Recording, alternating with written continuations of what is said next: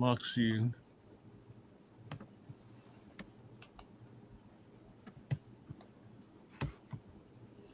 Okay. All right, gentlemen. Good evening, brothers. Good evening, Maxine. Bless, bless. Enough blessing your way. I want to say good evening to the listeners and welcome everyone to another Sunday evening at the Waterhouse Roundtable Forum. Folks, there's some interesting development in Jamaica, and I'm wondering if you are following the news. We see where the High Court refused to grant Prime Minister Holness the declaration that he sought. The court reject his thing, but yet still give him an opportunity to go before the court one more time to have them look at the documents and whether or not the investigation was done properly. In another instant, we hear the Prime Minister calling gang members Jing. I don't know who advised him along that term, but what is clear, it seems like the noose is tightening around Holness' neck, and I don't know how they're going to get out of this situation because calling people Jing is not going to build up the support for the Jamaica Labour Party. Nor do I think the High Court is going to side with him in this matter around the Integrity Commission report. So I want to talk about that, get your feedback on that. And that is something which I think should be of concern to everyone because it seemed like the Prime Minister is becoming more desperate. I might be wrong, but calling people Jing is a sign of desperation in my view. And I would like to hear what the others think. What's your take on the news and what happened with the court with Holness? So, Patrick, you are a very critical person. I sent you something in the past as to the newspaper article, and I'm not sure if you were able to look at it. You know, so can we start with Patrick? Give us his take on what's happening. If he was able to read any of the articles. That's the article. Let me see. I sent this article about the court. I sent you an article about what's happening in Waterhouse with the Sandy Gully Oh and yeah. all that stuff. Yeah. So all this thing before the court. What's your take? What's your take on it? Mine is that he's becoming desperate. I don't know what the others think, and I would love to hear that. Well, the thing the matter is that he was already desperate because he felt emboldened to after that terrible report about him. He felt emboldened to take it to the courts as if he thought that there was anything good to come from that on his part. And of course, that was just outright short-sightedness because unless him lose his mind or something like that, but I can't situate him expecting to get any favorable result, right? Based on that, based on his actions, right? The I think I said it before when the whole thing started with the integrity report that it is a clear sign of I don't want to say outright criminality, but it's a clear sign of intent to commit fraud. A clear sign because there is what he's accused of doing doesn't follow any proper accounting procedure, and that in and of itself make it fraudulent. So, I'll just be nice about it and put it nicely for now. But that's my summary of it. John, you were able to look at any of the articles? No. So you're not aware what we're talking about then? Yeah, man, I'm aware of it. I don't Okay. have to read all the details. We only one eye we can see, no, John. Okay, yeah. All right. So better, go on now. Yes, So what's so your feedback? well, my recollection is that the term Jing Bang is a term I recall as a youth. It's like a very negative, derogatory term towards the way the Prime Minister put that phrase was that they're after the Dons, but the Jing Bang is who follow behind the Don. It's like the peons in the community or in the gangs.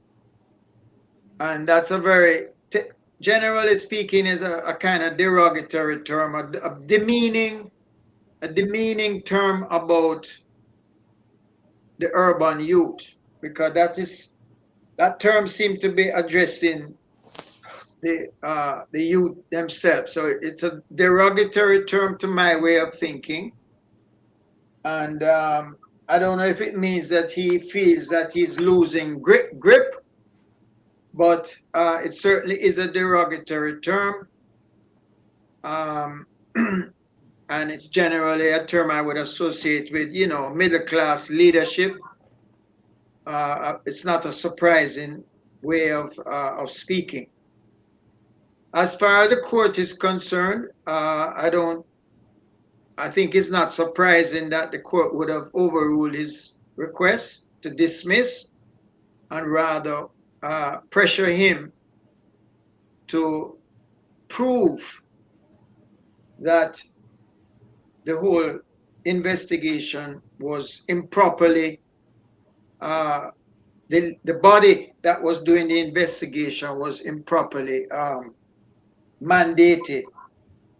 So the ball is in his court, technically, to show that the court is wrong or to show that he was right by making a request for dismissal. It's not clear that that's going to happen. In the meantime, it's being dragged out. And I think what we have in front of us is the potential for more hemorrhaging by the Jamaica Labour Party into the arms of a fairly inactive PNP. I mean, there's not much that the PNP has done or is doing in respect to either of these issues. I haven't seen any statement. And failure on the part of the Prime Minister can only give benefit objectively to the PNP in the context of where things are at. Those are my preliminary thoughts. Yeah, Maxine? You're mute. You're muted, Max. Cool up there. It must be cool up there. No, no, not really. I saw where in relation to the judicial review, that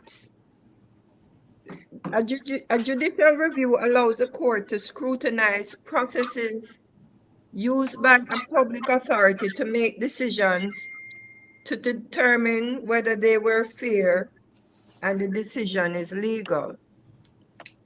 So further into the article that I reviewed, it was the question, the court refrained from having any opinion on the Integrity Commission. Yeah. Right. They refused to be drawn into any such discourse, but they gave leave to for Holness to carry the information or his opinions to the court, which may not, it may not work in his favor, and it may, I don't know whose favor it's going to work in. I think it's not even just about him, it's about the law and the interpretation of the law. But in the meantime, I think last week we saw something related to another individual that is somehow caught up into this as well. His business partner. Yeah, his business partner, but the business partner is what he's head of something, head UDC and of UDC, housing trust. Yeah. housing trust. But also what the court identified, or what was thrown up in the air, was what is really the policy between politicians and their corporate or business enterprises that has been, I guess, allowed up until now, and some amount of restrictions are being brought about by the oversight of the Integrity Commission. So it will be interesting, not just for Mr. Holness, but the whole political system, as to people who take up, positions that benefit their business, even though they may, try to describe just by the nature of what your position is. You know what I mean? It would be, out of what to think that it's not going to benefit you. You understand? So it will, he's under scrutiny, and I know the man on the street, when it filters down, it doesn't look good, regardless of what the court or, these decisions are. There's definitely a perception in relation to, what's going on here. In relation to the Dons and the Jing Bang,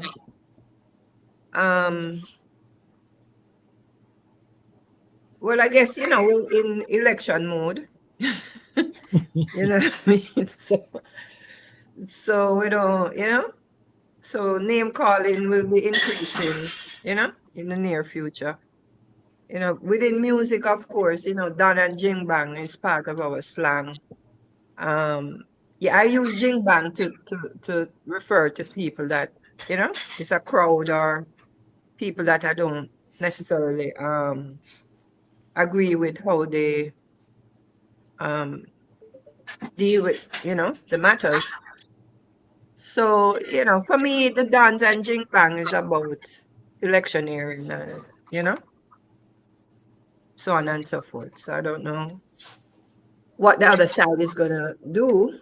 I'm working with a Don myself, so you know what I mean. Last. Yeah, A musical Don. I first of all on the court issue, I don't think that the court issue was to get the whole objective of the court issue was to get justice for the prime minister. I think the objective of that move to the courts was to try shut down the public discussion and the political criticisms around the issue. So the fact that the court really did not or dismiss the issue is not so much of importance, I don't think, to even Holness. What I see happening though is that the fact that he gets a chance to put the whole issue back in front of the court is showing him a lifeline when it comes to the upcoming elections. Because if he should put the thing back before the courts, it would continue to hold down the political discussions and the criticisms in public, which would benefit him going into the elections. If they can shut down public discussions around his issues relating to his finances, it's better for him going into the election. So I think the court still has shown him a lifeline. I don't know if he'll take it up, but that's how I look at it. When it comes to the Jing Bang thing, I do have a problem with him calling criminals Jing Bang. It's not a problem for me.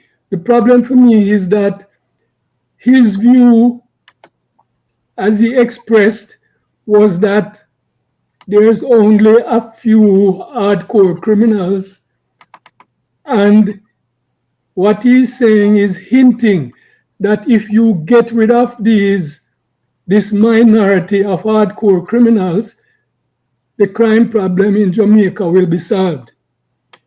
That kind of thinking is leading to a kind of policing that we see going on right now in the country, where we see the police moving to a strategy of elimination because they feel, or because the government is putting forward this idea that it is only a handful of criminals, it means the police can shoot them out of existence. And it is around this kind of concept that the government is formulating its crime fighting strategy. And I think it's a wrong idea to believe that, okay, there's probably 20 hardcore criminals in a particular community, and once you kill all of them, then the Jing Bangs, the followers, will run away. That's a wrong concept of what is happening in the criminal underworld in Jamaica, and it's a wrong policing strategy. But it seems like this is the direction that the JP government is going at this time. Herb, you're in the security industry. You think using Jing Bang is a good strategy? Can you let me hear what you think? Well, let me just bring something to the fore. When a country leader uses derogatory term to refer to their citizens, it can be, damaging. It's disenfranchisement. It is insulting, and it's usually behavior showing a frustration and their failure to connect in the ways that they want to connect. And I can say some of the things that I have been looking at. Diversionary tactics. A leader might use derogatory language to divert attention from their own failures or controversies. Us versus them mentality. By using derogatory terms, a leader might be trying to create a sense of division between different groups within the country. Authoritarianism. In some cases, a leader might use derogatory language to assert their authority and dominance over their citizens. Of course, some people, they only understand when you use curse words, and they only respond when you use curse words. But in this case, I was never aware that Jingbang was actually a derogatory term, right? Strege, which is an old-fashioned term, I'm aware that was a derogatory term, right? Um, the other B-man and all them other terms I know are derogatory terms. But to me, you know, it's like Jingbang is like calling a man Jingles, right? As a nickname. What why you put that out there? um, a lack of empathy or understanding. Unfortunately, some leaders might simply not understand or care about the impact of their words on their citizens. And I think this is the case. He is talking down to certain classes of people, right? People that he's ignored for the longest while. People who now are asking questions about him, questioning his integrity. And he feels that they have no integrity or they don't have the standard needed to question him. So he refer to them as a in a more how can I say at a lower level to try and throw them off. But it's not going to work. These are your voters. This is the vote you need, right? As far as the court thing is concerned, the IC is not even opposing him going forward with this. The IC is saying the same thing everybody else is saying. The law is the law. They have followed the law. The findings are there. They just turned over some more names to the goodly Speaker of the House and the leader in the Senate, right? And they're not afraid of being challenged. They say, okay, let him go through the challenge, right? What he's doing is actually just wasting time on, and the fallacy here is that he's not paying the court costs. The cost is being paid by the taxpayers of Jamaica, right? So he can waste as much time as possible with the court, knowing that he's draining the pockets of the taxpayers. Are you To, sure? huh? Are you sure? Because Positive. I'm positive of that. he's not paying. He's not paying. But the He's but not. but the thing in the court is a private matter involving him, not an official act. So why would the taxpayer ask to pay Of when all this is the his own private conversations business? I've been following, he's not paying all of these costs out of his own pocket. And maybe we should get Mr. Hilton on here to explain why. But the bottom line is he's not paying. You know, political strategy. I don't think you use derogatory language to appeal to a specific base or constituency, even if it means alienating others. So, if that's his strategy, that he is alienating us or somebody else, um, maybe we just don't add up. The diaspora doesn't add up to any votes. So you don't care about the diaspora, Or, right? or is it that he's not learning from history? Because when the uprising started in Libya and the people were moving in from Benghazi, Gaddafi turned around and call them cockroaches and he's gonna kill them out, and that sort of stirred the fire Yep. more. Yep. So if he's looking at history, then he should realize that that expression only turned people against him. The problem we have with Jamaica is Jamaicans turn the other cheek, right? I'm not going to agree with that. Well, you show me where Jamaicans have rioted, protested, and raised holy hell when a leader like Holness continued doing the stuff he's been doing. They I have mean, not said a word. They were waiting on us here in the diaspora to do the demonstrations. well, it depends on how you define resistance, and demonstration. Before I go into that, Patrick, you were shaking your head while Herb was talking. You disagree with something he said. You're not in agreement with what he was saying. No, generally I take Herb's point. I'm not quite sure what it was right now that I think when I pardon me. mentioned jingles Yeah, the versus Oh jingles. yeah, Yeah. yeah, yeah, yeah, yeah, yeah, yeah. yeah, Because I think as far as I'm concerned, that term is definitely a derogatory term. And That's how I know. usually definitely the term define it for me, Patrick. I'd love to hear because I Which have not one? used that Jingles term, or Jingbang? jingbang. Oh, Yeah, Jing Bang I is just agree. it's a made up term, really. It doesn't refer to anything in particular, right? But it's definitely a derogatory term. It's not intended.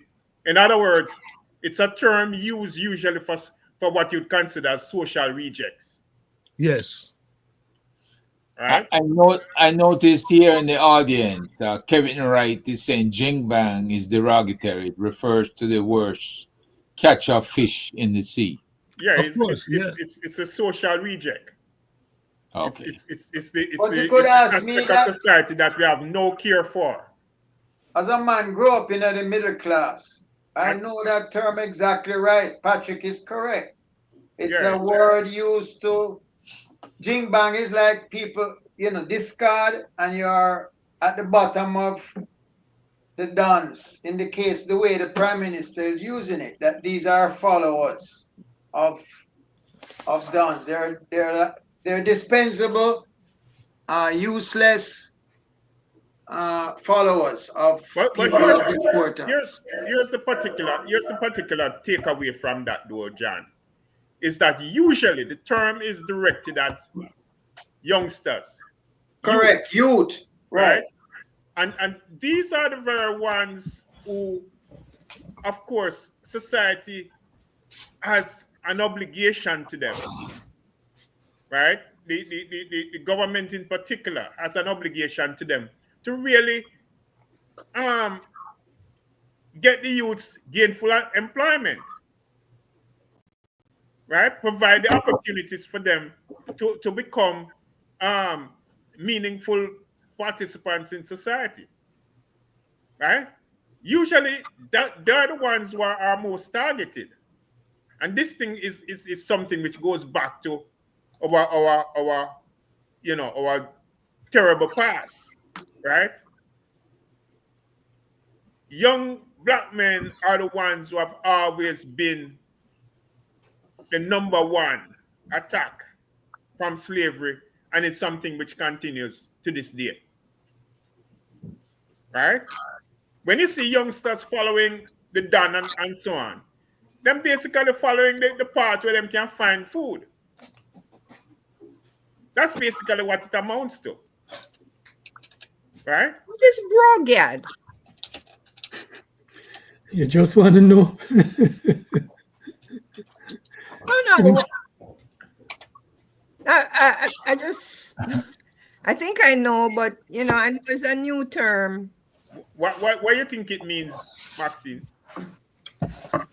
I think it means done. Exactly. Done of dance. Done. It So means done of dance. if And brogad was it's not like a CEO either. no, it's All right, another. right? Our president, our term that a prime minister should embrace.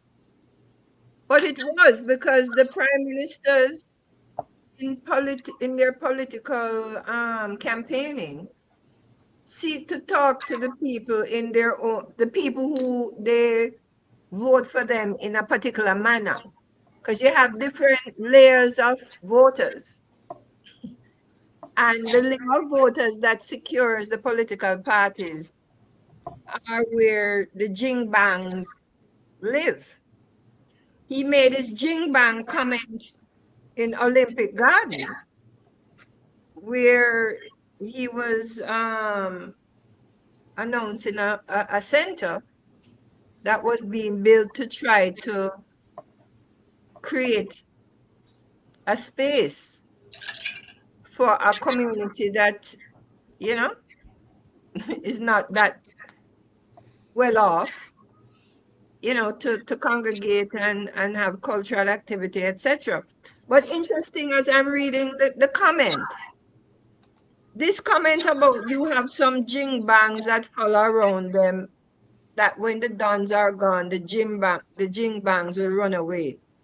But the real hardcore criminals, they are not more than 20. And if you're able to target those 20, it would release the 30,000 people who are suffering under them, people who are captured by them, destroying the community. Now, this paragraph is the paragraph of the political structure in developing their garrisons, right? This naming of not more than 20. I've heard this not more than 20 over decades. And yet still they have not been able to move maybe one or two or whatever, or who died or, So it's a bit hypocritical at the same time, but I know it's electioneering, year. But if you That's the get key. too, That's the if key you get point. looking at it too deeply, there's nowhere to go other than to know that it's politics. That's the key point, Maxine, because what is practiced in Jamaica is a kind of mob style politics. And these are terms really that you associate with the mob, the Don and the peons, as John said, Yeah, right? because Swaga himself at one time got into trouble and said he's the one of his party. Mm-hmm. Mob style politics. Yeah, just looking in the Webster's and all the other things, Jingbang is an actual Scottish slang that is used to describe a certain crowd of people, right? What kind of people? Just crowd. If it's just a slang they use.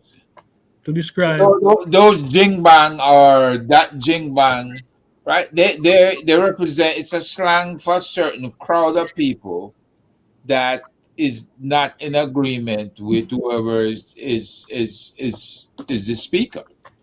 I mean, I can go back and try to find more because Jingbang is a noun slang for company or a crowd using the phrase the whole Jingbang. So either we are overly defining it as being a bad connotation for people, or we just missed the point that I, how it was originally used. No, I think what even I with think that it's a definition, Herb, paragraph that it's used in. It's not just a word, it's a paragraph that makes it hypocritical, but right? also Because you who have created the Dons and the Jingbangs are now talking about you want to target the 20 of them that you know from Woiwo. You understand? And that they do it all the time. You understand? They say they're going to break down the garrisons. They say they're going to break down this, they're going to do that, and they never do it. but what do? They themselves practice this mob style politics, right? Where they're basically reaping for themselves, right? They follow no proper procedure because that is basically what is situation with the Integrity Commission is all about, right? There's no proper accountability that shows gives an explanation for the kinds of money that he has amassed over the years, right? So he himself operate like a mobster. That's how mobsters operate, right? Yet he's the prime minister. So yes, you're right, Maxine. It's hypocritical, and even with that term herb, right? The Yeah. fact of the matter is that the herb, the definition has nothing good to say about the word jingbang. So yes, it is derogatory, right? There's nothing good about the term, right? How dare him refer to the youngsters as jingbang, right? It's absolutely totally disrespectful. You couldn't use I, that term in a criminal court. my concern, as I tell you before, is the use of Jing Bang for me is not significant, you know, in criticizing the Prime Minister in his speech. It for me, the most important thing I see coming out of that is the Prime Minister outlining a strategy to fight crime. I don't know if you guys realize it in that thing. I In get that what you're thing, saying. he's I get what you're saying. outlining what Yeah. he is outlining is the government's strategy, right? And the strategy on national security at this time to fight crime. What he is saying is that you have a few people who are hardcore criminals and you have some people who follow them. And the strategy that his government is pursuing is to eliminate those 20. And this is what I think a lot of people missing in focusing on the whole issue of Jing Bang. The Prime Minister is outlining what their security strategy is. And Has if we been look, huh? what the strategy has been for decades. Exactly. And if we look on in the newspapers and in the news, each day we see that strategy being played out daily, right? They are disregarding Indicom. They're pretending as if Indicom is not there, and they're giving the police full authority to go into communities and kill whoever they feel is a significant crime producer. The sad thing about that is that the sentiment in the country, because of the high crime rate, is not against what the Prime Minister is saying. That is a very sad thing about what is happening in the country. What it means is that if there's an innocent youth who get caught up in or is in the wrong place at the wrong time and get caught up in a situation where he is gunned down by the police, the sentiment in the country is not for justice. It is about doing something about crime. And once the government is doing something about crime, the public is satisfied.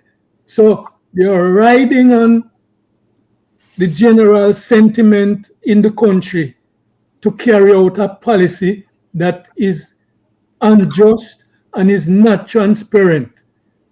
If you notice in the newspapers and on the news in the last, especially in the last couple of months, Police killings. the amount of police killings in questionable circumstances, right? And there is no outcry from the public.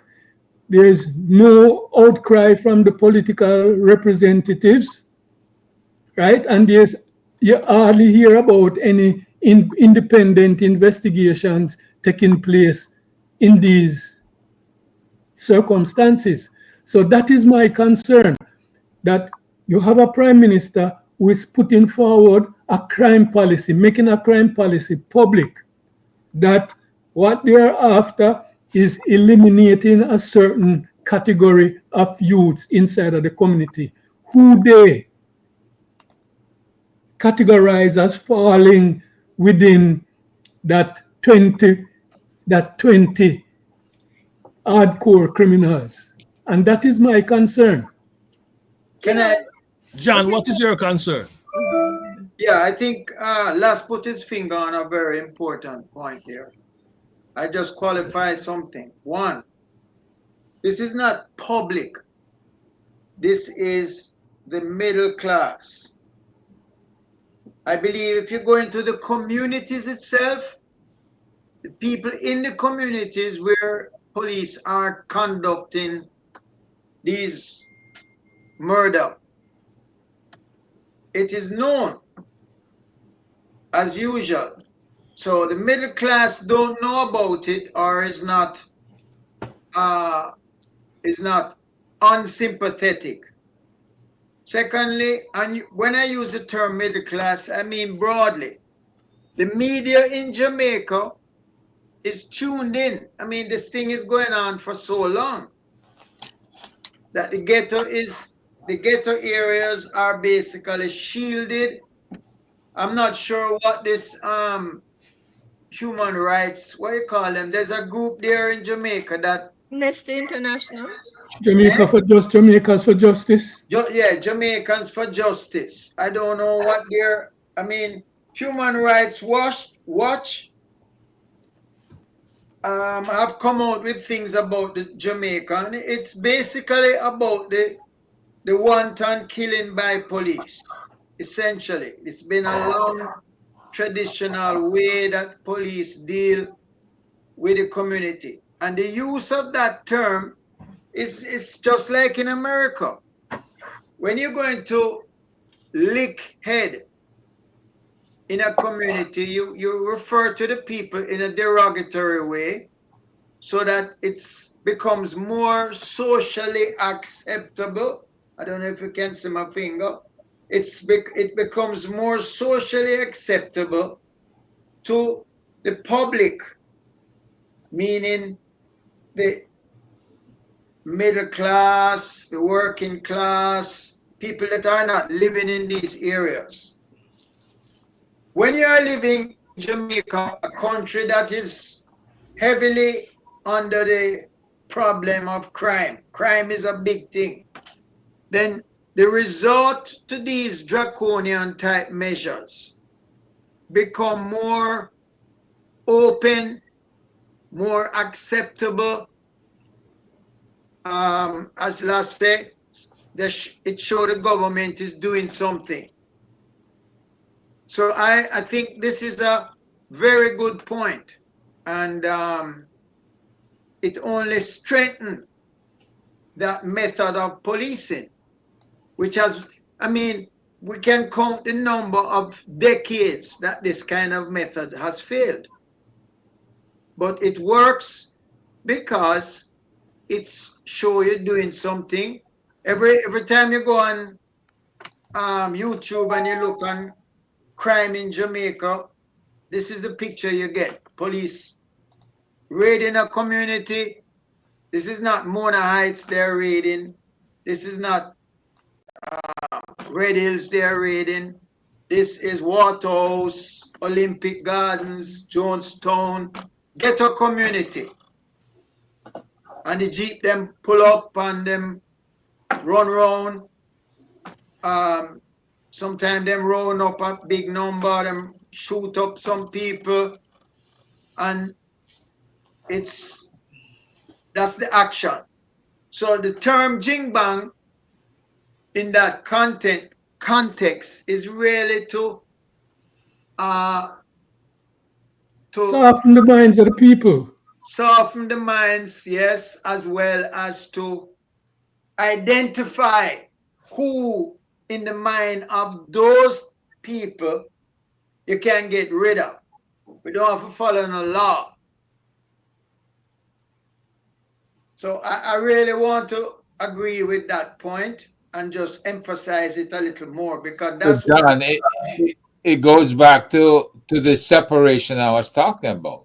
Because if in the population's mind, if you can separate the middle class from the jingbangs, and even at a lower level, if you can separate within communities people who don't think of themselves or don't believe that they even fit that category, and they're going to assign that jingbang to a lower category.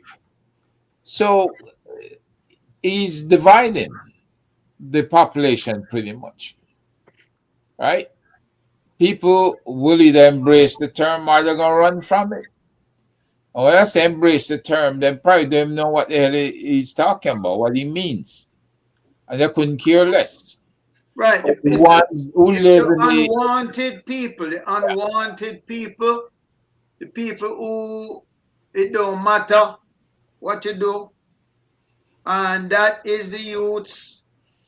Some of them might be involved in criminal activity, but most of them is surviving on the basis of something, you know, not necessarily everything legal, but that's the history of the youths in Jamaica. That, to me, this is when we talk about community and policing, this is the model that we are familiar with.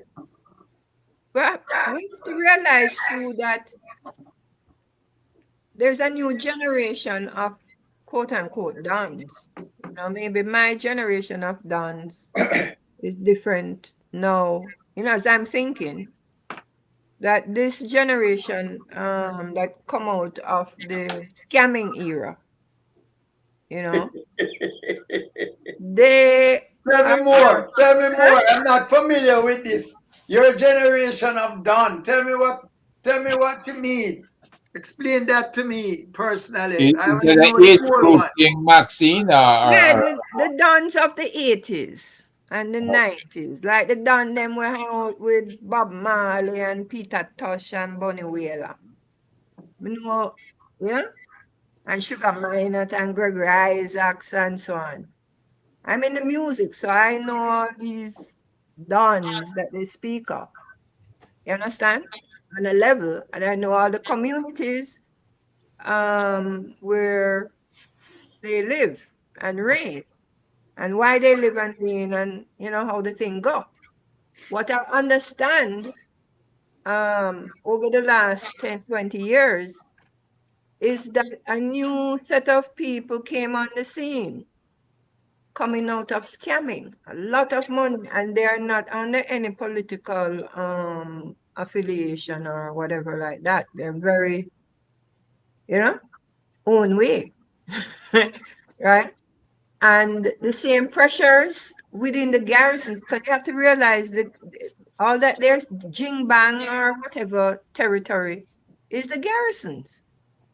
You understand? Like it, you know, Jing Bang in this paragraph or this headline is, you know, could be referred to, yeah, those Jing Bang people down in Waterhouse, or those Jing Bang, you know, like it's the whole inner city people, the dancehall people, some Jing Bang.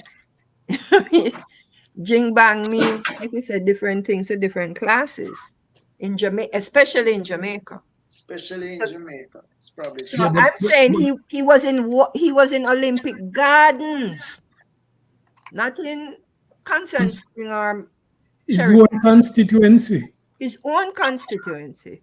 but I have a question. I have a Mm. question. Given all what you have said, should a prime minister be using this sort of expression to describe the But he's Jamaican people? brogyard. That's a piece I want to address. That's No, definitely the listen, piece I want to he's address. brogyard. Him wear Clark's booty. Yeah, but You understand? we know And why. you wear hat. You're dressing like the people. The Yeah, politicians, yeah, they're but dressing like me and you is one.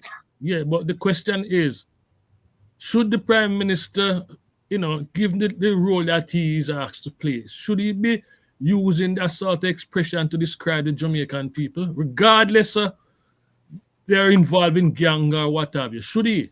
Can I respond to that? Go ahead, bro. Yes. I'm gonna take you back for a minute in history, Jamaican history, where this all got started. 1968. Hugh Shearer, first black prime minister in Jamaica. Shoot first and ask First, question after. Right? Yes, exactly. Exactly. That's what set all of this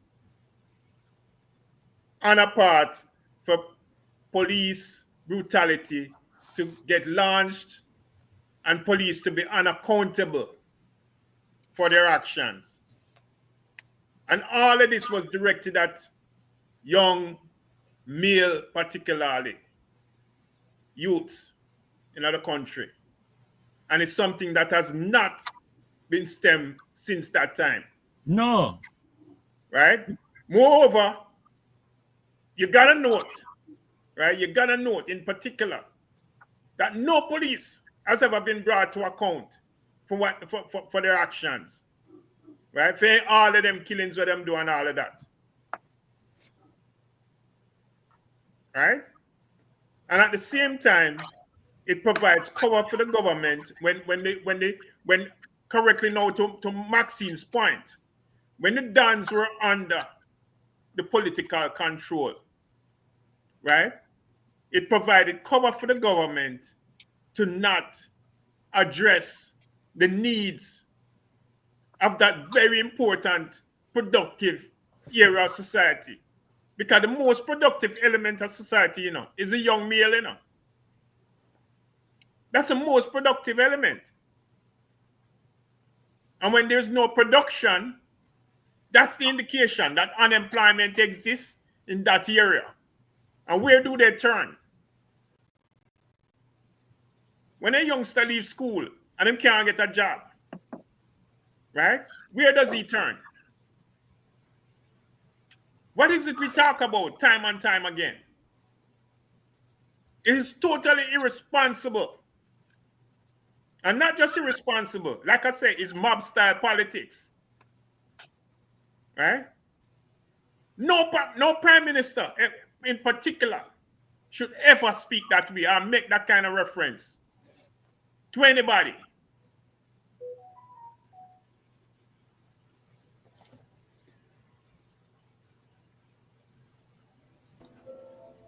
Is Jing Bang in your vocabulary?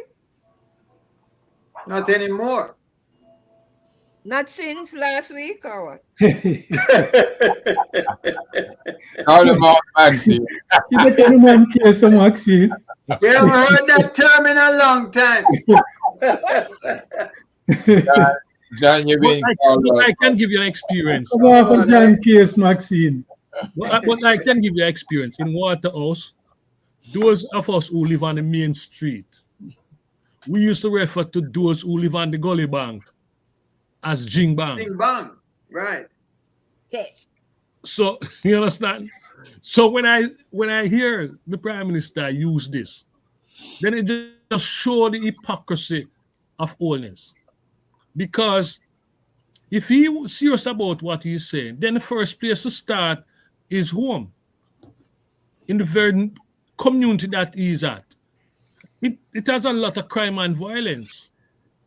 Not just crime and violence, but also when you go through that, you can definitely see the drug money. So if he real serious about what he's saying, start with Olympic Garden, start with West Central St. Andrew.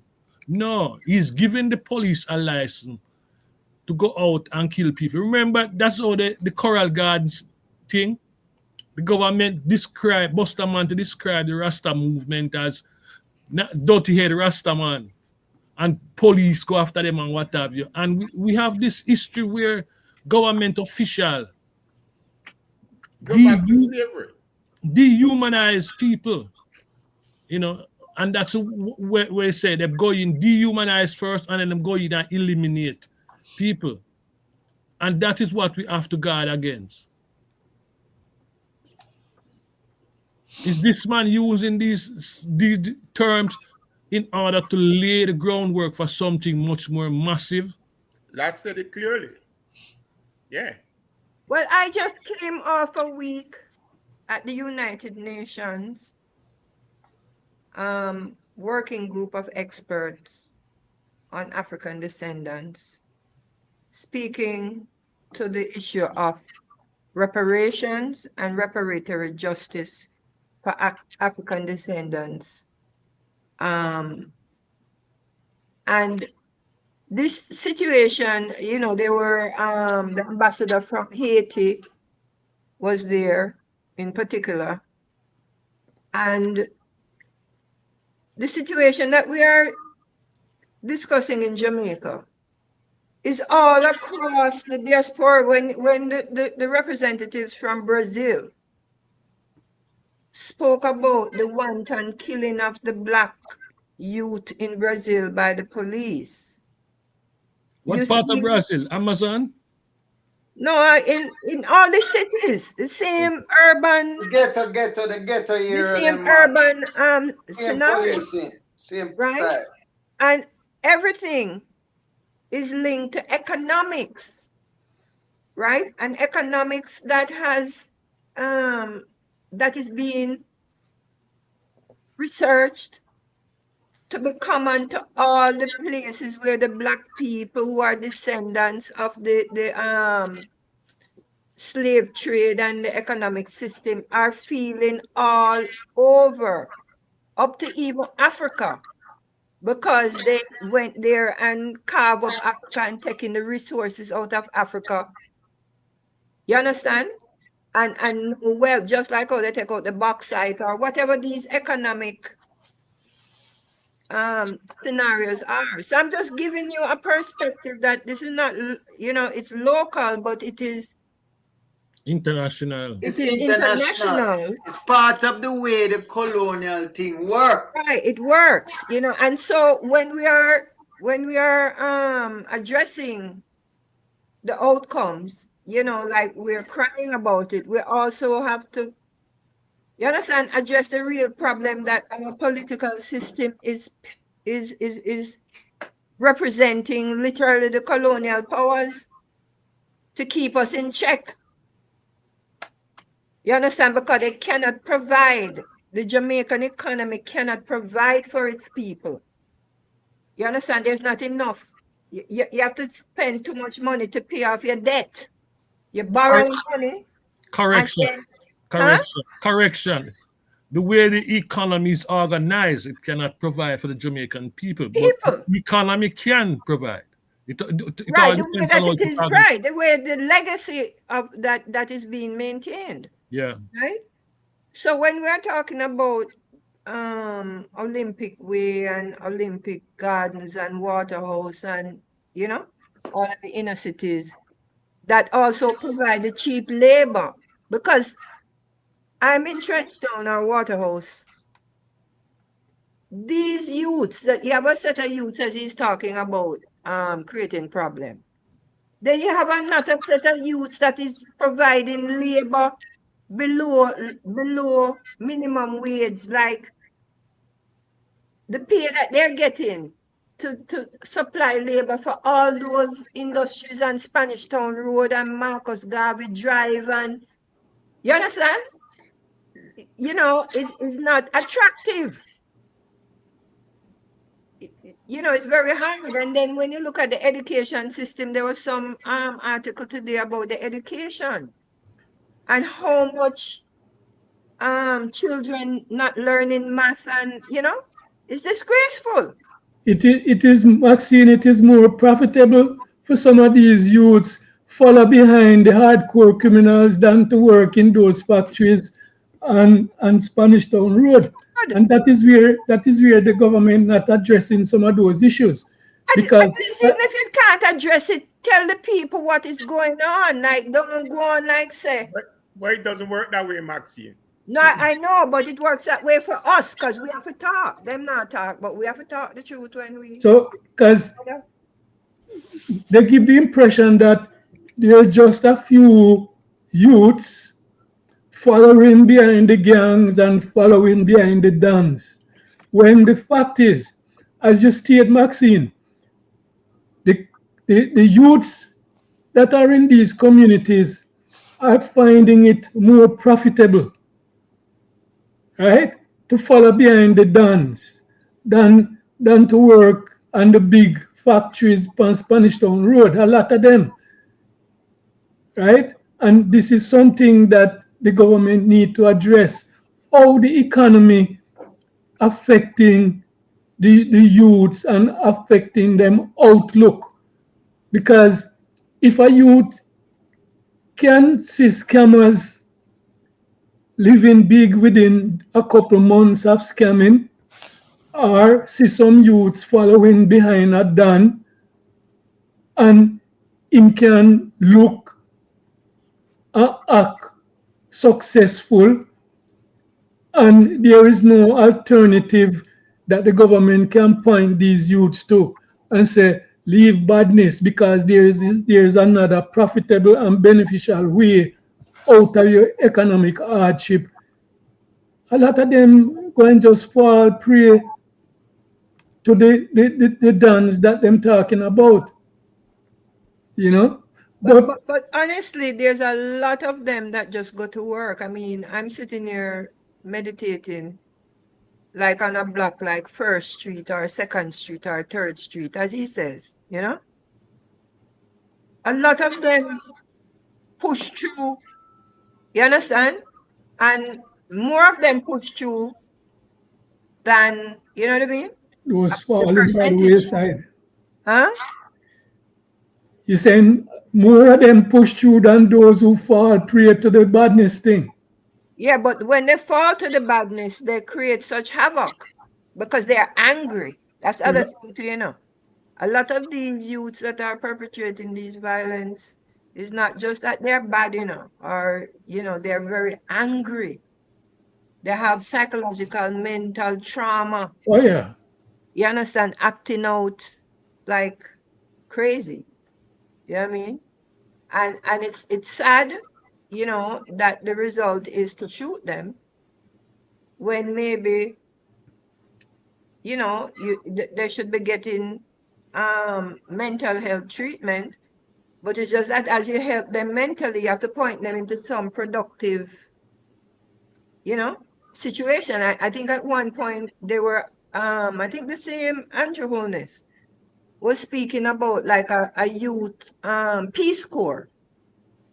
You understand? Where they were gonna create some avenue to gather the youths in some kind of a volunteer work that would be subsidized and even sending them out to the countryside to work in agriculture in certain areas.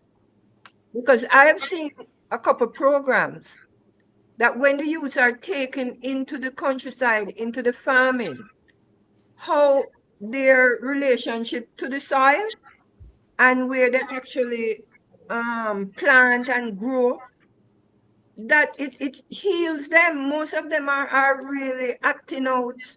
Like I would have kids, I'm a mother, I'm a grandmother, and I have teenagers, and I see when the hormones start to rage, you understand?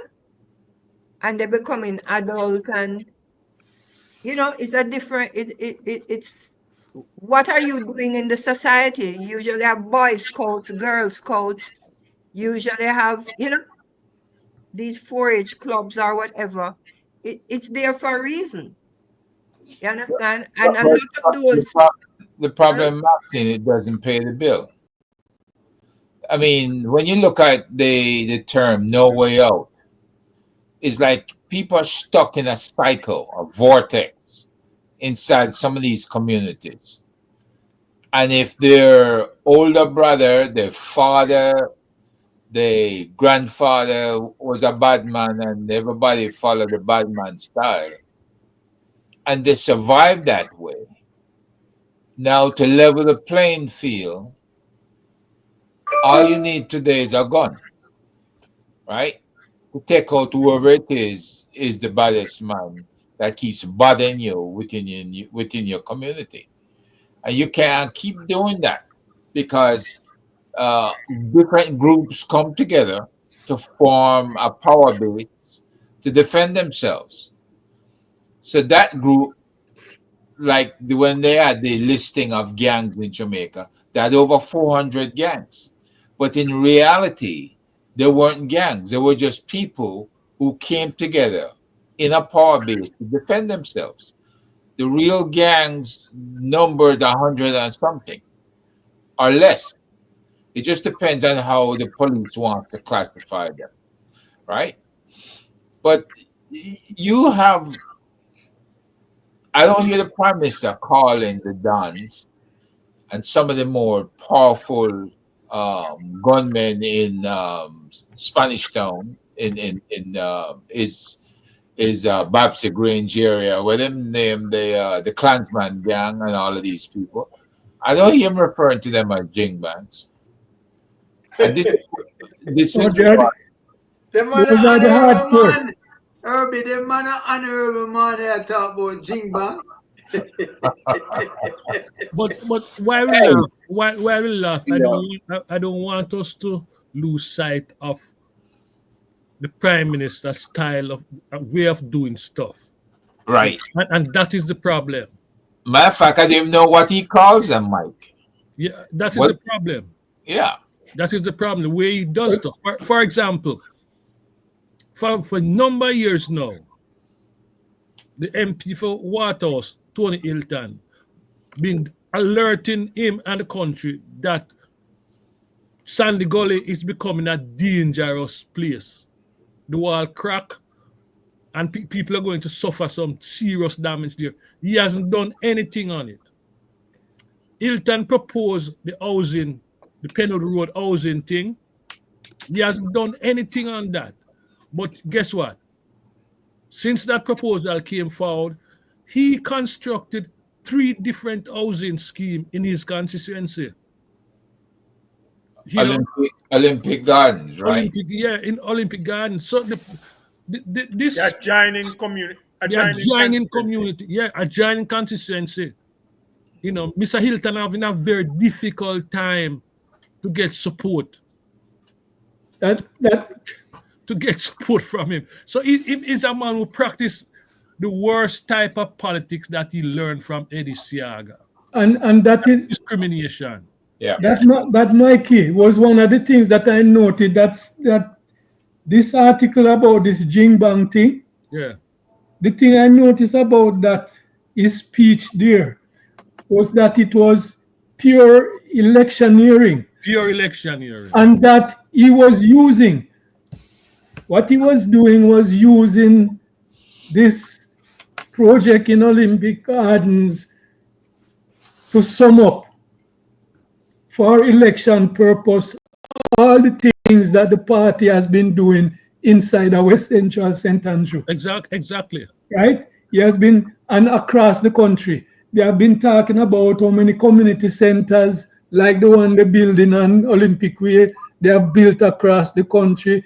They might talk about the housing scheme down at St. Paul's Lane over the other side from Uno. They might talk about everything in the constituency in an electioneering way, talking to the people at West Central, but also using it to talk to the people at Jamaica. So the government has been doing these things about community centers, housing, crime, you name it.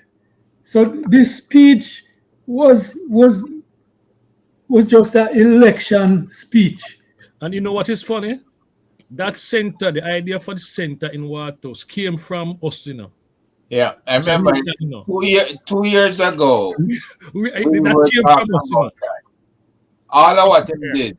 Yeah, all of what it came from us. Yeah. You understand? So he's not only an opportunist, but the man, I think he learned some of the worst politics from Eddie Siaga, and now he's trying to put that in place. And I don't think that Jamaican people are going to go for that. No, it is the same. It is the same garrison politics. Same thing. Where if you build up Tower Hill and then become loyal to you, and next door Waterhouse no have nothing go on for them, you can say to the country, see it, this Hilton a MP for X amount of years and nothing go on over there, so look over here, so right across the gully, St. Paul's Lane scheme, no, just across the gully. Just across the gully. Right? While Waterhouse overcrowded. Exactly. So it's not, it's just a way of promoting the party for the election, and them uncompromising about it. Them not have no shame about it. John, you talk about maintaining the colonial legacy. You want to say some more on that? Well, the point the colonial legacy is not just an economic thing, it's a social thing.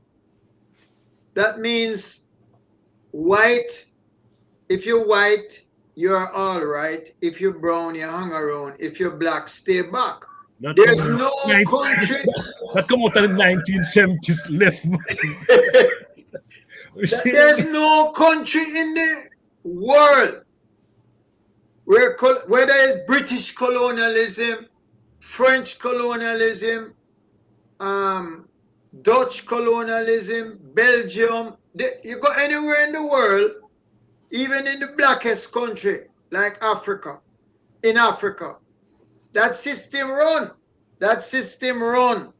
The white people is in the government, them is the government ministry, them have the business, and they inherit business from the colonial period. But to Independence come, it don't change. It is just marginally changed. But to dehumanize folks, John, to dehumanize. Right. The purpose of dehumanization. When the Americans went to Vietnam, what did they call the Vietnamese? Chinks. Chinks. When the Mexican came to California and dig up the land. California was Mexico. Well, okay, when they took over Mexico, and they're using the Mexican to do the labor in terms of the what you call the crop that California oh Jesus. The point I'm making, and of course blacks, we all know what they call black people. So throughout the whole world,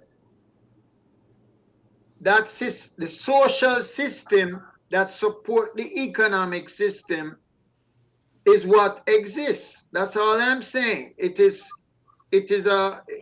you can just jump from here, you go India.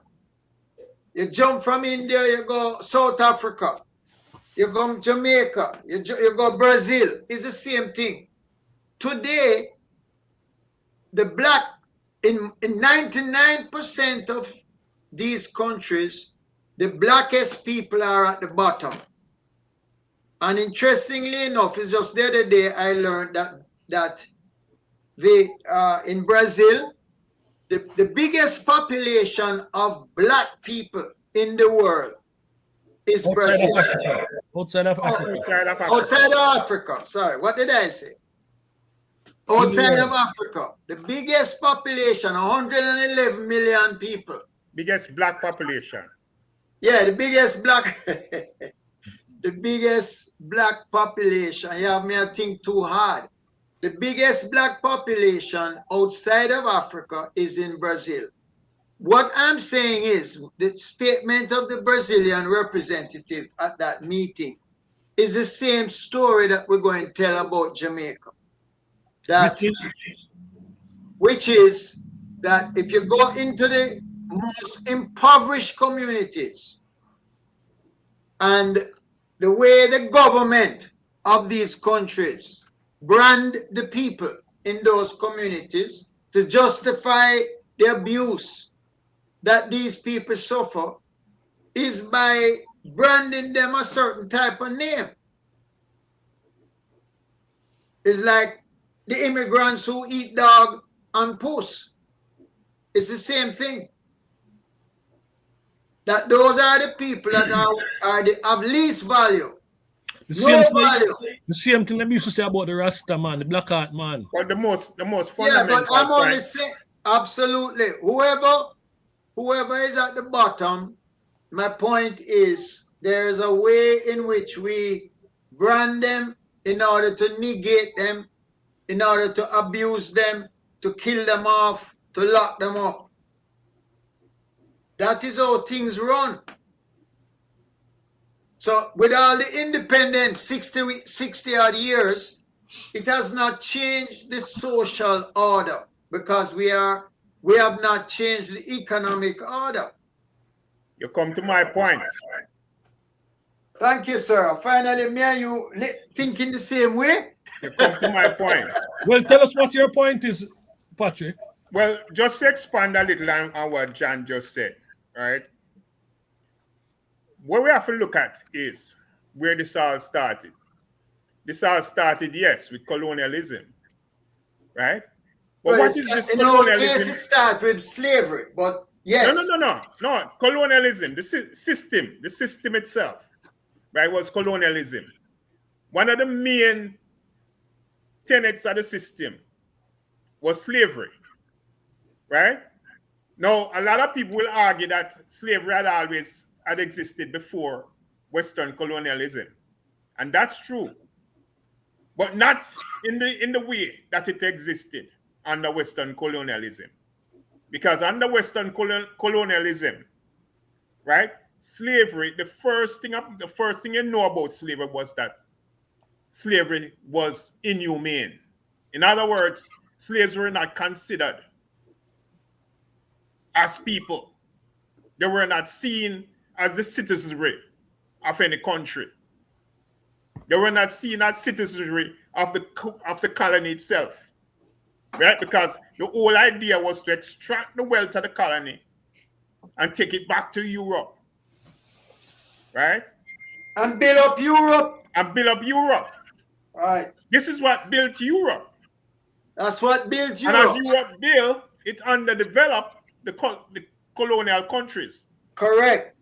right? That's where Walter Rodney speaks of the underdevelopment of Africa by Europe. And that is what we experience in Jamaica and across the entire Western colonial countries, right? The only exception was here in the United States. And why was it an exception? Because in the United States, there was the presence of actual Europeans in control here, right? It wasn't just a colony, because they got rid of the colonialism with well, not the colonialism, but they got rid of their colonial masters, right, in Europe, right, through the War of Independence, and became the colonizers at home, right, because they colonized the US as their own in that way, right? So that is the only thing that separates us. But the fact of the matter is that we were not seen as humans,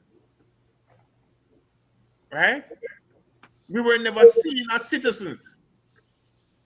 You're Even as always even as voting developed, you, I you were think able you were only able to vote based on the land you own. And who owned the land? Slaves never owned the land, right? Whatever progress you might make, there's always a rollback, right? A rollback to make it great again. Make it great again, meaning make it the way it used to be, right? That's all it means. Nothing great about it. But that was the whole idea. So it's the same copycat style that Holness played in Jamaica when Holness governed, right? For enrich himself and him friend them, right? And for further impoverish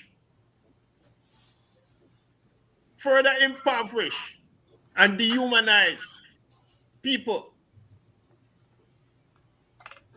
I want to ask something about the or bring up a thought, because I see where the issue for the Integrity Commission is really, and why they came into being, is to develop a policy around the same matter of enrichment and legislation. I'm reading from the article, if thought necessarily, to deal with the commercial and corporate activities of 53 ministers of government and the likelihood of conflicts of interest arising therefrom.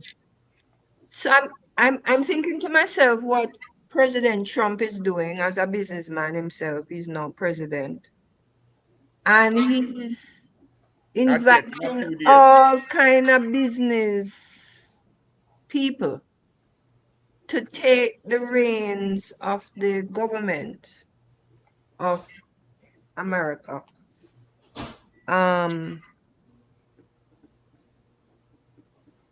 So in light of what he's doing or why he's doing what he's doing, right? How do you um see what is happening, politically in judgment? Because I guess no one is the civil servants and the structure of America is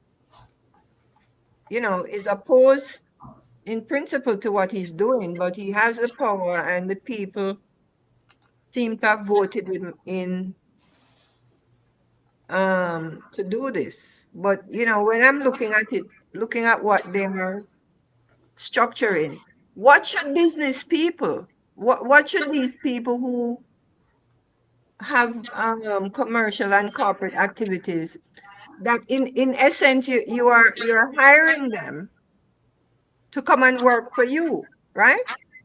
And to use their skill in their respective businesses. Are they being chosen? Um, and where is it going wrong? Meaning, then their business skills should be making us the country richer. If they are in fact business people who have created wealth for themselves, what is the expectation, and where are they falling short? No, I mean, It's I'm just looking.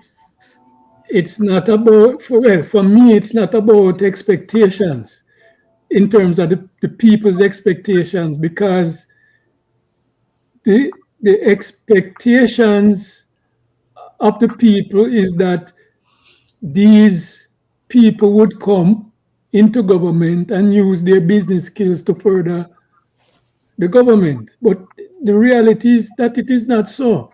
These people is not about making government more profitable.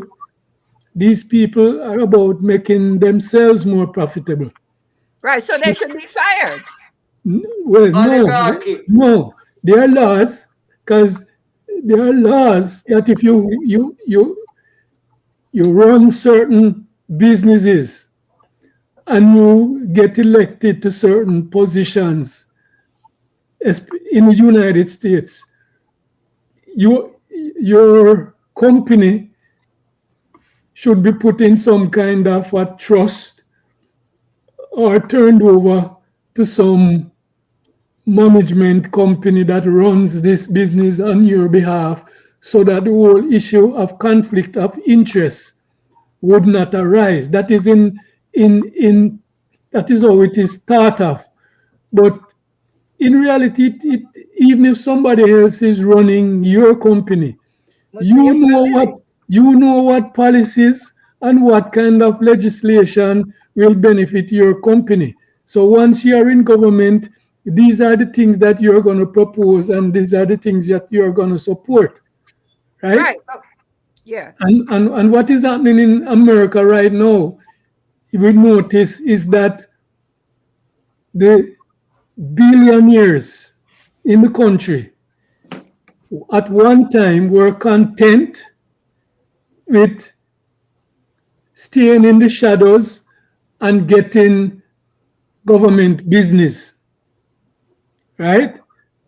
The thing has changed, wherein these billionaires in America no longer satisfied with just sitting in the shadows in America, right?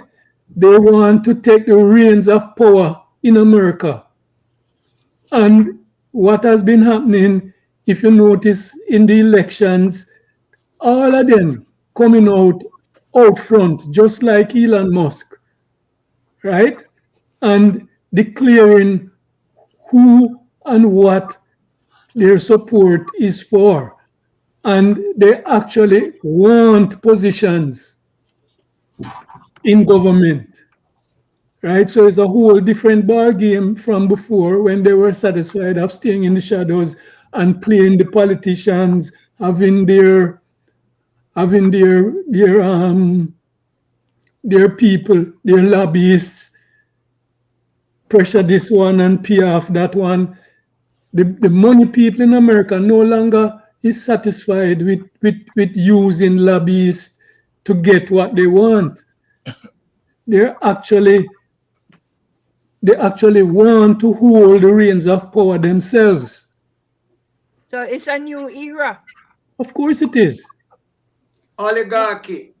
Of course it is. It's a new era in American politics.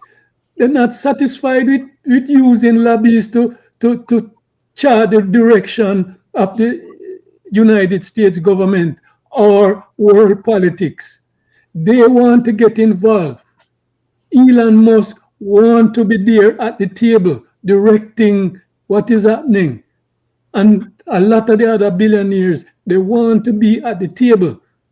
And part of them supporting Donald Trump was that they're gonna be at the table. So they're the new industrialists. It's an No, no, no, no, oligarchy no, no. They are the oligarchs. that is happening in America. The No, oligarchy is so, not in the shadows anymore. They are out front as leaders and rulers. so who are the oligarchs of Jamaica? They, Go, they, I sent you a TikTok with the 11 families that run things. that run things in Jamaica. Can you read it out for us? It's the same No, thing. I don't remember the names offhand. No, You I think can't I memorized? But Herb, can you find that for us? And while you do that, I have a question. This practice of dehumanizing ordinary Jamaican is nothing new. It's been happening for a number of years now. And the Jamaican people overcome each time they use that form. For example, reggae came from the word reggae. You know, that's something that the Jamaican people flip on its head. So my question is, given this history, why do they keep on why do they keep on going back to this tired old formula of dehumanizing people in order to move forward or to retain power? Why do they keep on doing that when it's obvious it's not working? Who said it not working? What, the dehumanizing? That's Of how course they it make. works. That's always work. That's where they get their riches from. That's always work. That's the It formula. may not work Continuous to work. forever, Mikey, but it works for a time. The purpose of dehumanizing is to kill off, to lock up, to imprison, to cast to one side.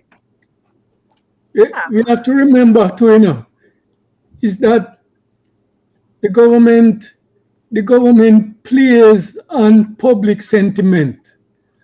And public sentiment a lot of times have to do with the way the economy is going, the way the crime rate is going, the way the difficulty in people surviving, and the division inside of the country a lot of times heightens, or people can play on the division when things are tough.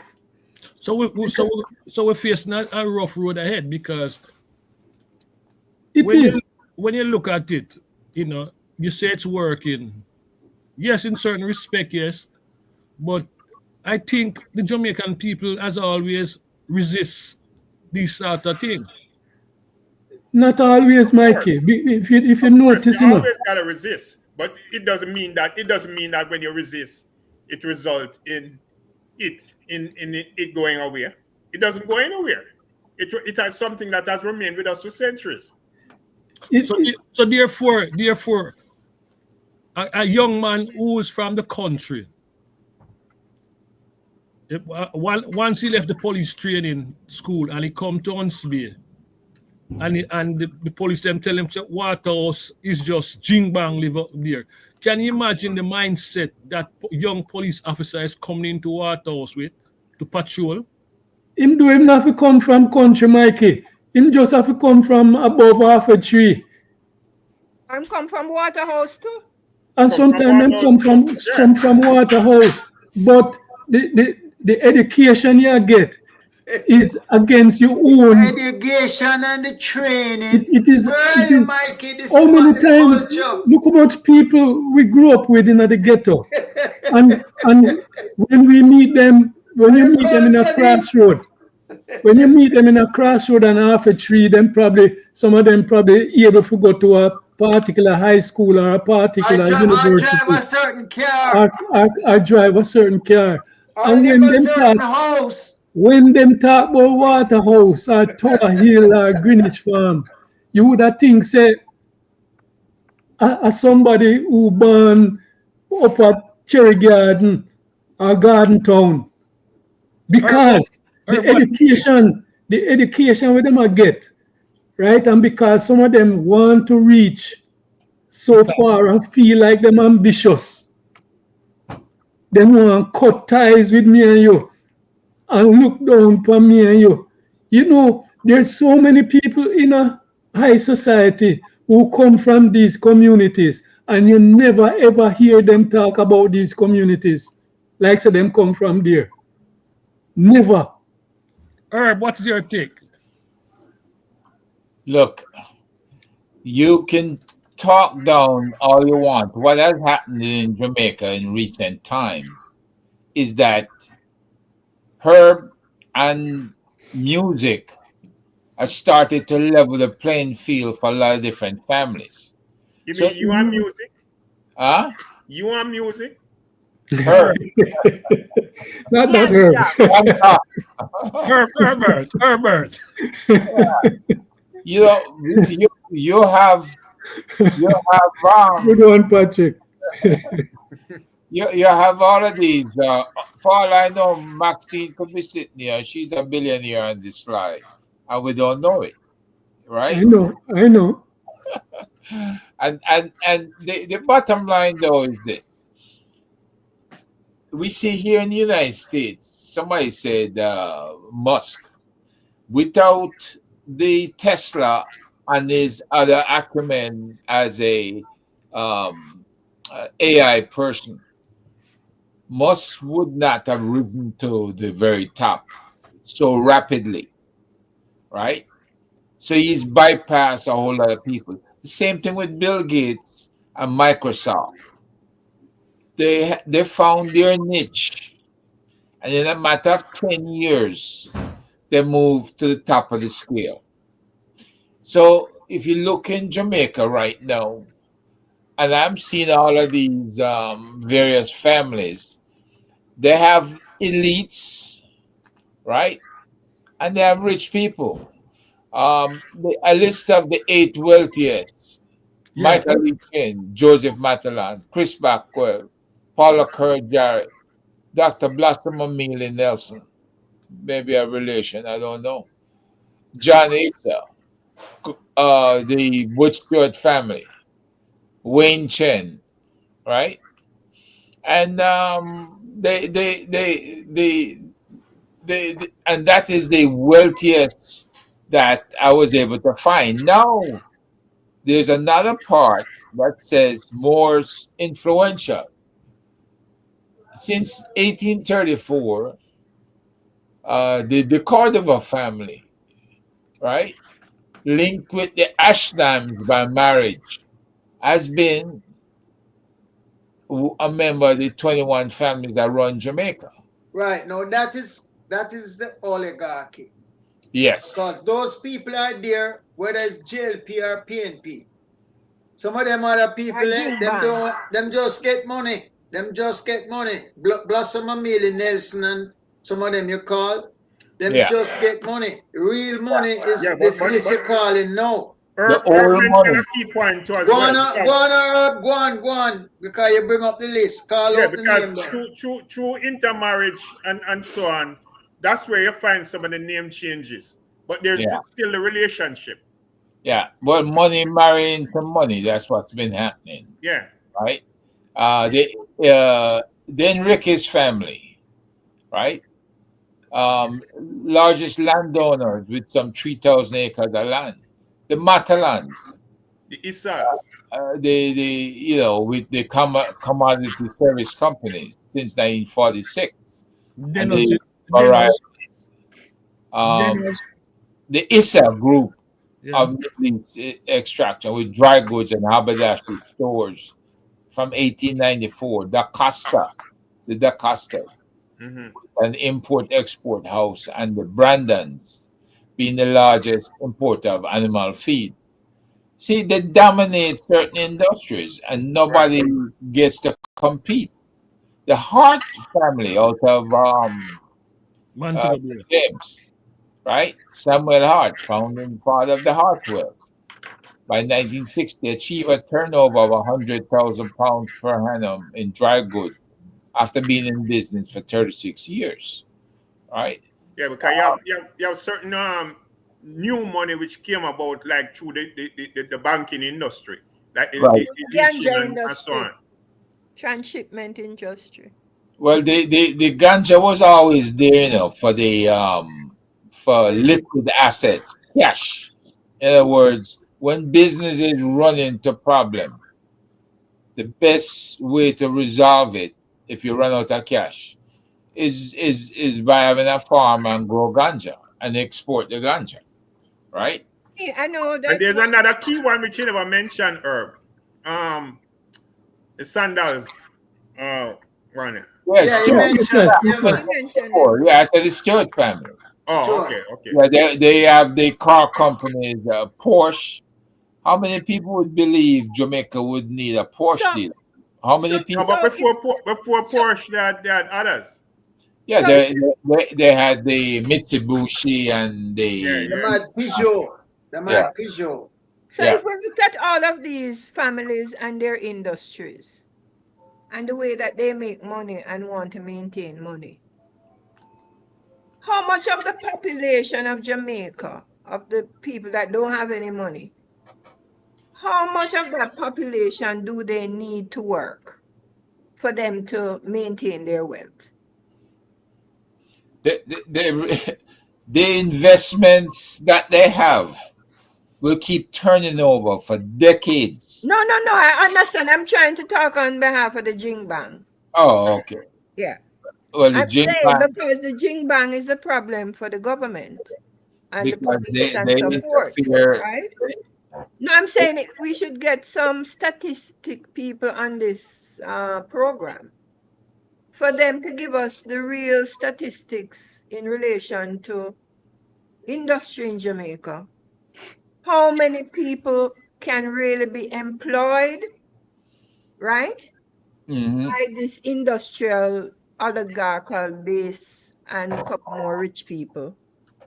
And then let us look at our population, right? As to see how much these industries can absorb, But here's right? here's the thing, Maxine. That Because and where is it going to expand? here's the thing, Maxine, that you have to consider when you look at that question.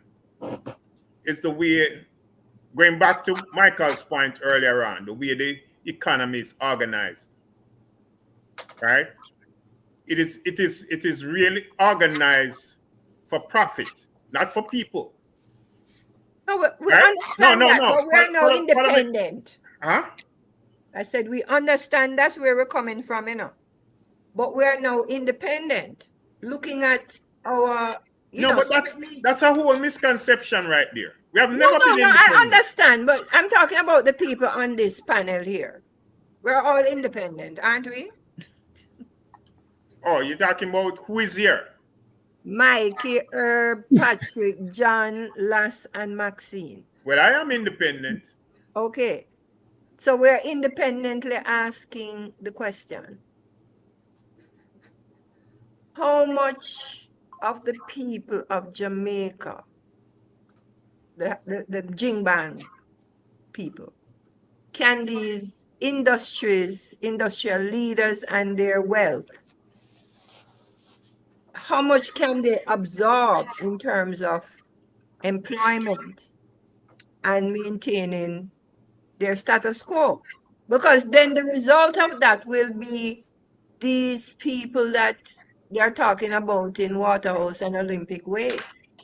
You understand? Like we need to change the conversation instead of discussing what is happening based on, like people want to be bad or people want to be this or people want to be that.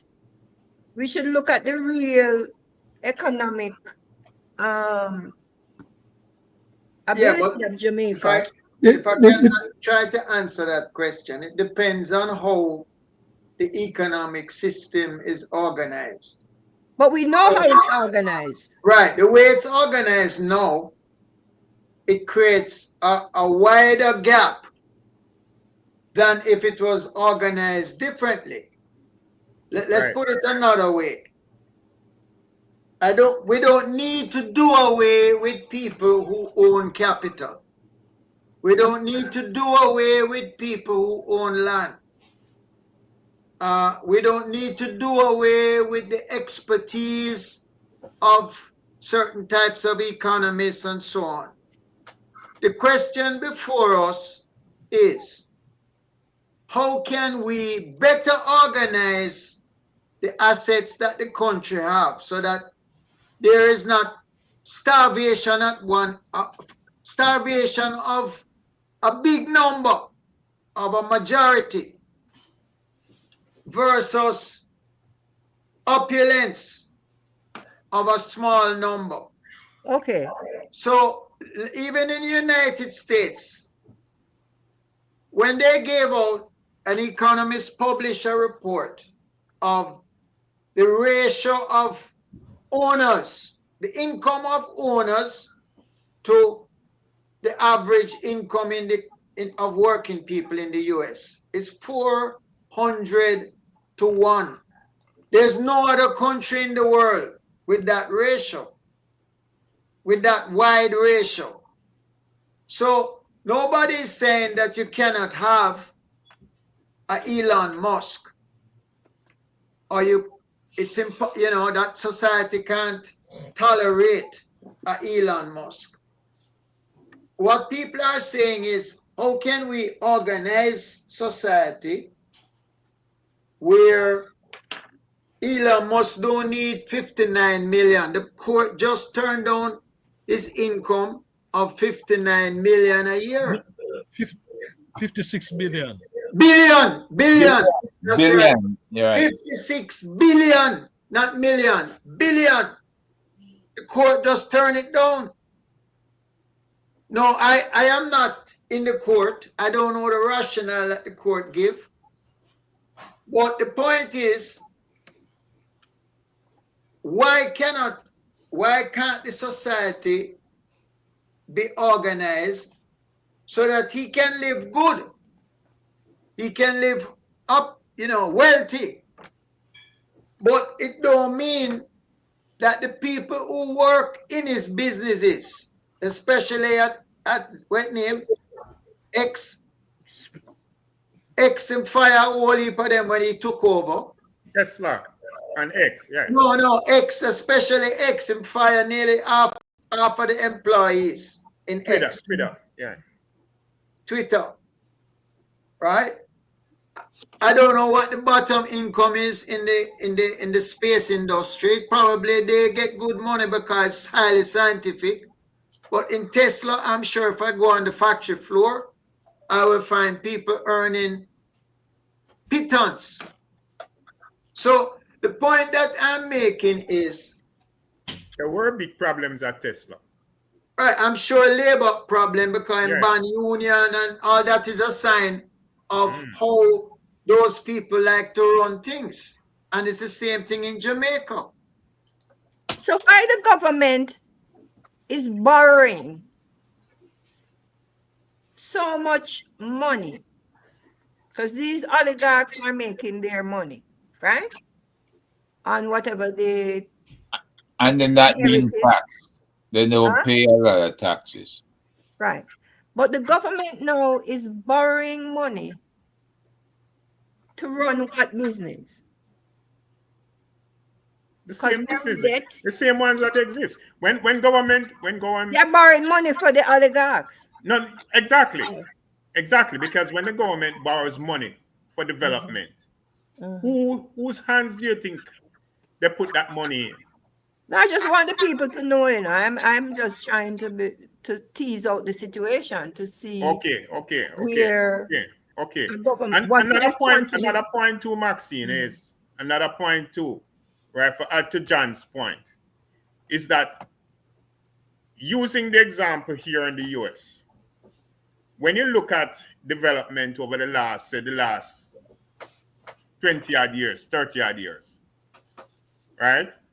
You have looked at the gap between the top CEOs and management of the company as against the ones at the bottom, right? You have seen that gap widen by as much as 500 to 1,000%,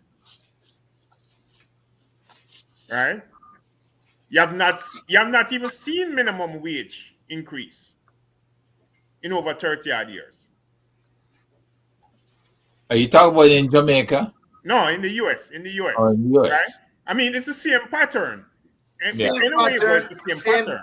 same system. Yeah, Yeah, the but I same think system. there might be some difference when it comes to the Caribbean because we are we are we are coming out of the slave society. Okay. This too. Yeah. But when you look at the ownership of slaves in Jamaica, it's going to reveal some very interesting thing to you because some of the very same family who used to own slaves in Jamaica, it is now their children who inherit all this wealth and doing things with that wealth. The point I'm making is that we cannot talk about change in the economy, Jamaican economy and whatever, and not talk about the role of the Jews, the ownership of the economy. Because in the early 60s, the 21 family were dominated by the Jews. Yeah. Yes, some And of them. they still exalt influence for the And Jamaican there's a economy. reason for that. There's a reason for that. The Jews historically was one of the main architects of the banking system. And the traders, they own the ships. So And Yeah. a lot of this is built on the banking system, right? Not so much the traders, the insurance banking companies. system, the money aspect of it, The money. right? Yeah. When you go back to Europe, the main group of countries, or the main group of colonizers, wasn't the ones who were colonizing, but it was the ones who were really engaged in the money movement. Financing. Who Yes, provide the money yes. for the business. The Dutch. If you notice, there are very few Dutch economies, Dutch colonies, but the Dutch were like number one when it came to the ships. Who owned the ships then? Who owned the whole organizing of the trade, the whole money movement and all of that? The biggest banking family in the world come from Germany. Oppenheimer. Dutch. So when I was at the UN in the different sessions, it reminded me of Moses and the Pharaoh. The negotiation between Moses and the Pharaoh, right? No, I'm telling you, it was a mind-blowing Experience. because it one way or whatever. But when you're in the room now with the Whole world. representatives of the colonizers and Who you have the serve? you realize that humanity, because it's a moral, it's like the what you call it now, the people is like watching the Ten Commandments movie. You understand? Where you see the people building the pyramids and squeeze up, and you understand? And the fear and the wealth and then they don't want to let the people go because then who is going to do the work? And Moses had to appeal to play God, I don't want to burst your bubble though, vaccine, but that's a made up story. No, it's an allegory tale because I'm telling you, Yeah. Same thing, a made up story. it's not a made up story. It's That's something what that that's what was going that's on, like what is going on now. no. Because the people have power, Of course, Because people you have power. outnumber. Listen, it's like the slave rebellions or whatever they say couldn't done. You understand? And then something happens, right?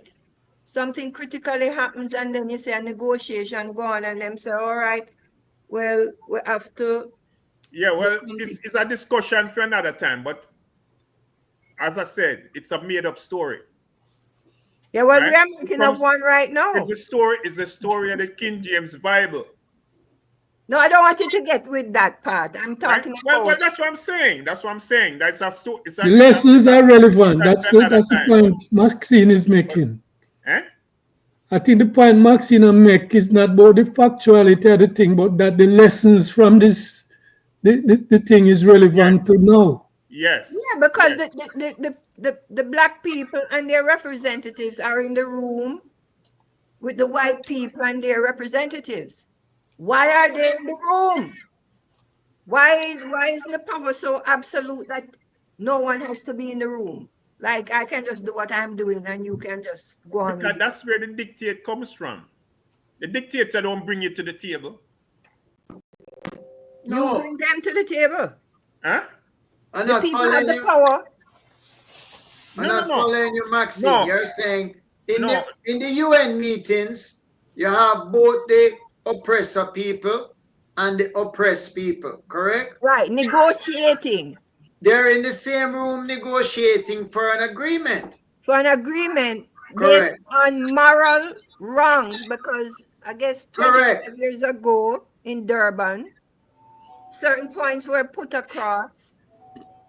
You understand that you have been and you gain this amount of wealth and you doing all of this and we here you take away our wealth and this and that and that and that, right? Why are we in the room? Why are Well, we well, here's negotiating? the thing. Here's the thing, Maxine. Here's Because the the thing that you have to negotiation, consider. Maxine. Right? Here's the thing you have to consider to your question now. The UN today is a fraction of what it used to be or what it was intended to be. The, It has been watered down tremendously. the thing is That's not what this. she's saying, though, you know, Patrick. The, I Sorry, know the, that's sorry, not sorry, what she's lass. the saying. thing I'm is just saying this. that The thing No, is that's this. why you have to consider. the Patrick. negotiation, Maxine, Patrick. we're trying to come to an agreement without to show that there is a moral reason why these two sides can talk. Yeah. But John, Yeah, the because reality. all right, you know that one of the biggest problems for the colonizers, and we have it in Jamaica too, is that they recognize that their populations are falling rapidly below a level to ensure their future. That's a Yeah. big concern in Europe. Yeah. It's a big concern in Jamaica. Yeah, That big that's concern why in the I heard. US. But Huh? That big concern in the US. It's a Okay. big concern everywhere, including China. Them just but say the people. can I say But, something? but Can you I know say which something, population Maxine? is growing leaps and bounds? India. Africa. Yeah. It's the Oh, largest growing population in the world. Yes. And it have Yes. the highest number of young people. 70%. Yes. Right. So so that's what I'm saying, about Moses and the Pharaoh. But Maxine, can I say something? Mhm. The problem, the I problem don't that understand. Hold on. Sorry, lass. Maxine, when you jump to Moses now, you're confusing me because I'm not a parable man. I like to hear things straight, where you tell me what you mean, and I tell well, you first what of I all, mean. are you familiar with the story of Moses and Pharaoh? Yeah, Okay. but Proceed, Maxine. I don't understand the parable in the context Maxine. that we are, in the context that Pharaoh we are knows that speaking. he's in trouble. You understand? And he's looking favor by letting the people go. Okay, Right? So there's something that's not going right with Pharaoh and his world. correct. But they, all of them, every when a when a workforce go on strike, every owner and boss know that there is a problem. Right. When them say strike and them say other things, them say the thing getting unruly, that they don't have the control anymore. So the negotiation in today's world, the people who never had a voice have a bigger voice now. And that is what the UN is doing. The UN is allowing for a discussion of this sort because it cannot be hidden under the rug. Because too much of the oppressed people are now in charge of countries, and countries are what represent the UN. But here the problem with that, John. The problem with that is that the UN might be trying to give representation to the voices, right? But the United Nations cannot give the kind of access that the people who have the representation at the table need. Because what is happening at the United Nations and what is happening right throughout the world is that the richest people and the richest countries are controlling more of the resources across the world, and they have the say. So even when the problem with the United Nations is that even when they give you a voice at the table, that voice at the table cannot ensure that you have any power or control over anything. It gives you a voice, but it can't give you power. And that is Correct. what we see. That is what we see acting out with the issues in Gaza, in Correct. Lebanon, So let me But right, answer in that. Venezuela, where a lot of countries them have a voice, but they cannot influence the direction of certain moral decisions, You know because why? the You issue, cannot the issue, determine. the You but do issue is you you not know we know? about have. morality. The But issue Right. is do not you know? about morality. The issue is about power and who Right. can get It's things also done. about it's And also the about problem morality. Maxine raised is that yes, then put you in a room to talk with some big people who can influence the outcome of things and you can influence it. What I'm saying to you, the League of Nations and the United Nations and all of these associations are created because the colonizers are at war with each other. Right. Okay? So it's not a unitary force of people that is the pharaonic um allegory tale is to realize that these people, because I grew up in the United States to a certain point. Every day you hear us sing some wee. Find a shelter. You know, this is a this is a test. This is a test of the emergency warning system.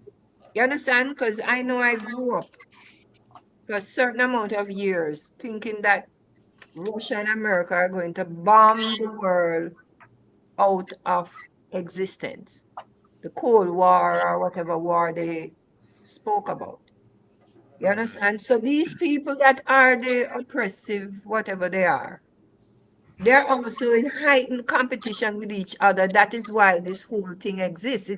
You understand what I'm saying? It is not a stationary anything. Right now, I don't even know what's going on with them over there now. You understand what I'm saying? It Russia, is China, it India. is a it is a eh, competition of the 1%. It's not a competition of all the That little is people. the It is the opportunity to be in the 1%. room. It is the 1% who is competing against each other in the United States and right across the world. Well, Okay. that, Then, I folks, don't know, I'm just pushing it out.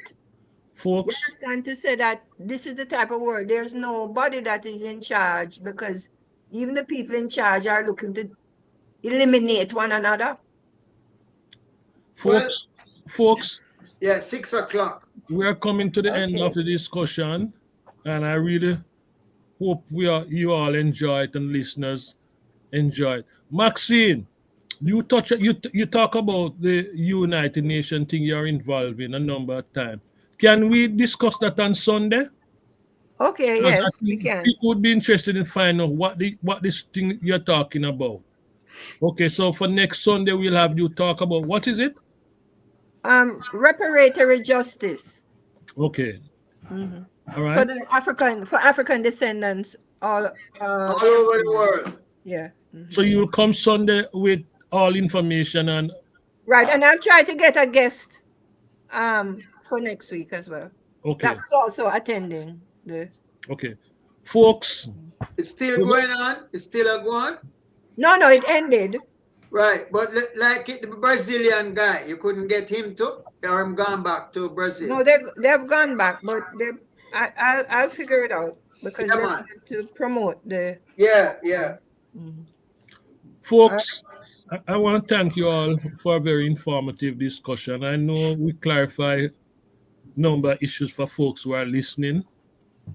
And for those of you who are listening, I want to urge you to like up the site. Press the like button, share this with your friends and families and your enemy if you have any. So we're gonna see you on not until next Sunday at 4 o'clock. Last week we decided that we'll meet on Sundays. We Before we, always meet on Sundays. You mean 4. we meet at 4? at 4 o'clock on Sundays. That's what I Like said. him, Right? like him and a drink, you know. We're gonna take a little vacation and All right, hear me. Hear me. Thank you very much, guys. Thank you very much. Until next week, stay strong and walk good. All right, sir. Yeah. All right, my brother. Cool.